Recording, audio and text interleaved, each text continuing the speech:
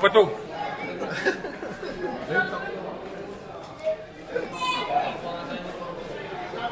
Oo, hindi ka nakakuha ng 3 minutes ngayon. No? Alam mo, hindi. Ano lang naman yun. After kasi ni Gian matrade, bumisita sa practice. Tapos, after practice namin. Wala, biro-biroan lang.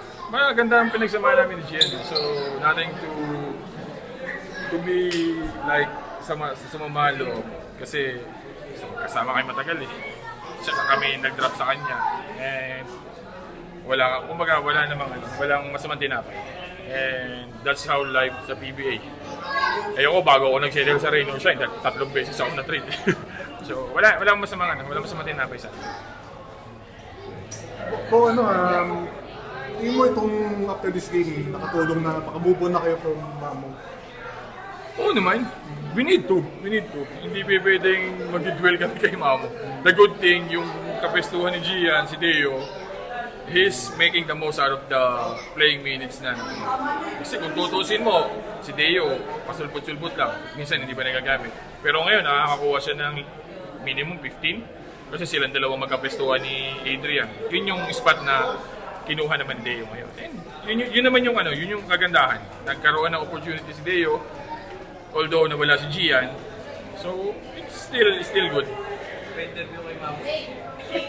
Binunatan ako ni Mamo eh. Hindi ko pa interview. Mamo, yun. Joke lang.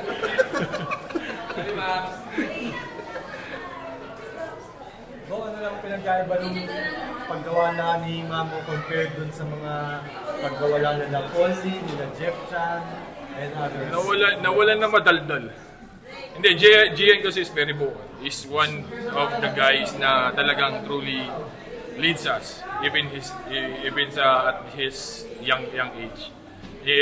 Si Paul naman, ang nakakamiss kay Paul, yung go-to guy namin at the end of the game. We always go to Paul, to Jeff, yun yung mga mamimiss mo sa kanila. Pero si Gian is more on a defensive guy. Tapos yun, yung leadership ni Gian, yun yung mamimiss mo sa kanila. Ba't parang ganun lang yung kulitan niyo? Itong meron kay Mamo? Well, malalim ang pinagsamahan namin. That kid is very, very close sa akin. And yun nga, even in practice, binibiro ko nga siya the first few days before he got traded.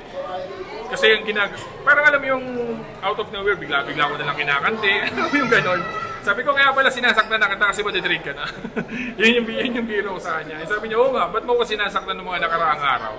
Yun yung mga At I'm really close to everybody in this team. Kaya, kumbaga, masakit na mawalan ka ng isang teammate na close Pero that's how life is sa PBA.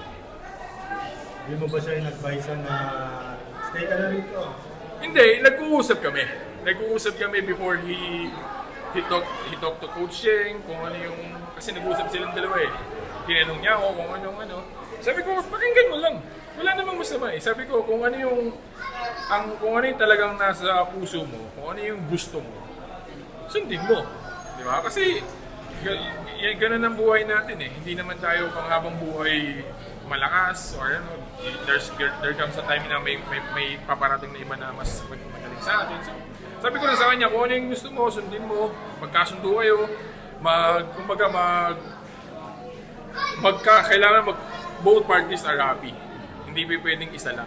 So kung mayroon man si Gian na labag sa loob niya, sa amin, hindi na siya maglalaro maayos, di ba? So, it should be, both, yun yung sinabi ni Coach, kailangan parehong masaya. Hindi pwedeng one way. O may kwento ba doon sa picture na pinost ni Mamo? Picture mo? Doon sa IG mo? Ano yata yun? If I'm not mistaken, dinner out of town. Parang kulitan lang. Suddenly, parang kumbaga pinipicturean ako ng social media namin. Nakigulo si Loko-Loko. So, yun nga. I'm really close to that. So, masakit pero lang. Ganun ang buhay. Magkikita pa rin naman kami. Diba? So, hindi naman siya totally naman. Thank you.